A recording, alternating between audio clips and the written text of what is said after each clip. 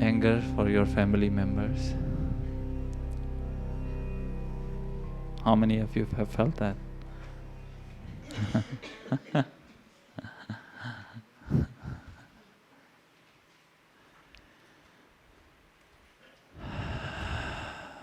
All anger is a cover for hurt. Yes, it's a cover for pain. Beneath anger is hurt. Yes. When we are this anger as a cage directed. Do you understand that anger is a cover for hurt? Clear. So as we realize that, then we have to realize that what we are looking for is healing, not hurting. So the anger is there because we feel hurt and we want somebody to take responsibility for what we feel. And we want someone to pay for it. Do you understand? So that anger is there with the family, can be there. And so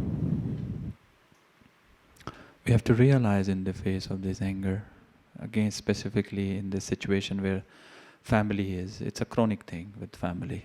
Do you understand? It's a chronic thing and it has huge consequences. So in the context of this chronic thing which we start to carry, harbor, it's a preparation for disease, and it really breaks our bodies down, our minds down. And it turns into resentment, it turns into depression. Anger turned inwards is depression, anger turned outwards is rage. So what we have to realize that in this context, specifically in this context of family, is what we are looking for is healing. Yes? A closure, completion. And the anger is not the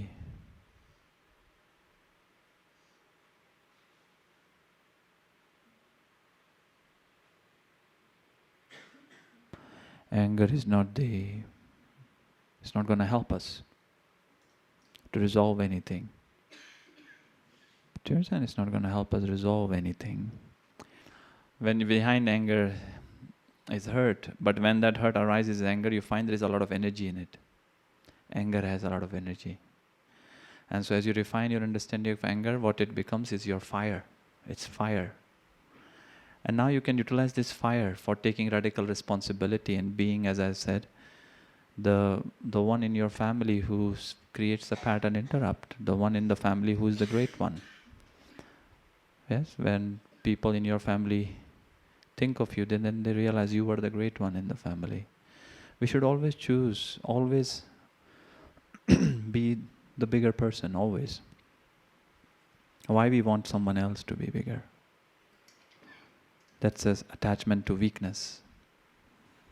So as long as we remain attached to our own weakness, we are angry with the world.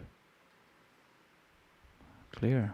But when we use that fire, which shows up as anger, and we start utilizing that fire as passion, fire as determination, fire as conviction, then we are able to transcend that. Clear? And we are able to lift ourselves up. And then we naturally are able to forgive. And you can give your family the permission to be, and then you become the source of love in the family. You become the healer in their family. Do you understand? Because you can't just try to be not angry. Yes? You can't just say, okay, don't be angry with them, it's not their fault. It doesn't work like that. It's not like you wake up and you decide, okay, I'm going to get angry with my family now. No, it's just there. Yes? So, the person who is angry with their family is not the person who can forgive their family. Do you understand? By remaining the same, you cannot overcome that chronic resentment against your family. You cannot. You can only do so by becoming a greater person in your own self. by coming to that place where you seem you're able to thrive. You are experiencing a greater sense of harmony in your life. Your heart is filled. And then you can naturally forgive them. And then you don't have any grudges against your family. Because you are enjoying your life. You're thriving in your life. You are grateful for your life. You cannot be grateful for your life by remaining angry. So when you are feeling angry, don't try to get over it. Do you understand? Don't waste your time trying to not be angry with your family. It's a wastage. You work on yourself. You focus on your growth. You focus on your healing. Taking that radical responsibility, realizing that you are responsible for your healing, not them. Yes? And they are not against you. They were just acting from their own consciousness state. Any individual can only act from their own consciousness state. Nobody can act outside of their consciousness state. So for you to play the victim of the family, you have to maintain that consciousness state. Clear? So whenever you find yourself angry with someone, yes? Don't try to get over the anger. Focus that charge of that energy into growth, into learning, into expanding yourself. Use that energy. Yes? You know that anger has energy in it, yes or no? It has there is, even on a physiological level, there is more blood rush in your extremities, in your arms, your legs. Unless the person is in your own space and you're angry with that person. Yes. In that moment,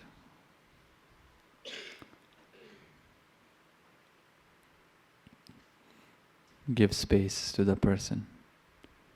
Do you understand? If that person happens to be in your space, really give that person a space. Take space calmly. Clear? And as you get over that, pratipaksha bhava, always act in an opposite manner, transcendent manner of that impulse. Clear? The impulse of anger has a certain, it wants you to behave in a certain manner. Always pause and have an external behavior which is reflecting of a higher consciousness state. And as we refine our anger, what we find, then this anger becomes fierceness. We don't become placid. Clear? As I've said, some people have this very strange idea that enlightenment is hyper-politeness. This is idiotic ideas. Clear or not? Like hyper-polite people are enlightened, that's what you become when you become enlightened. You become hyper-polite and you always say please, always thank you, and that's enlightenment for them. Yes? Then the French should have been all very enlightened, you know what I'm saying? Clear? Doesn't work like that. So it's not about becoming hyper-polite, placid being.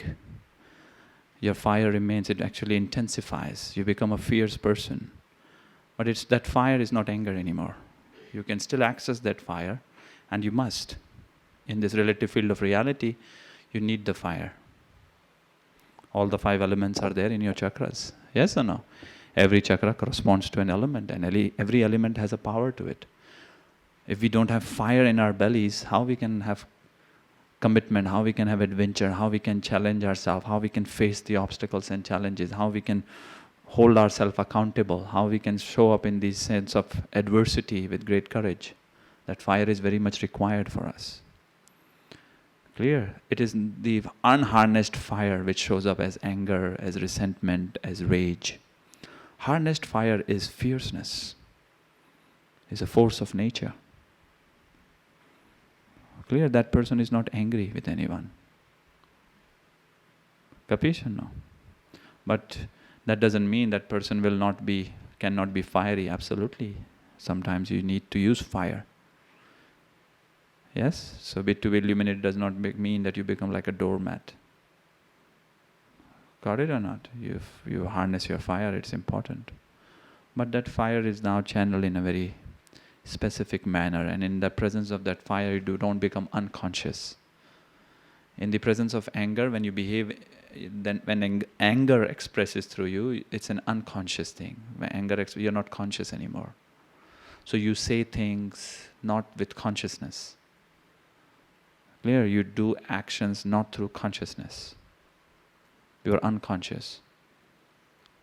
Clear? And even if you are all very polite, but in that politeness there is passive-aggressive. How many of you met polite, passive-aggressive people? Great. One person hasn't, it seems to me. Everybody else has. Good.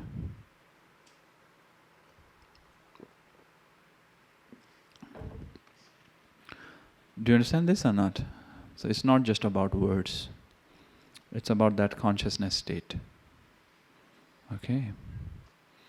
So, around family, don't try to get over your anger with them. Give them a break.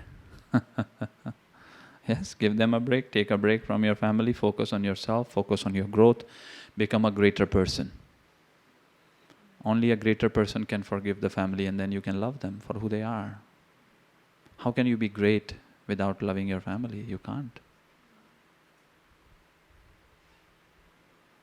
And then your family and your families like that. It's not just like a bubble.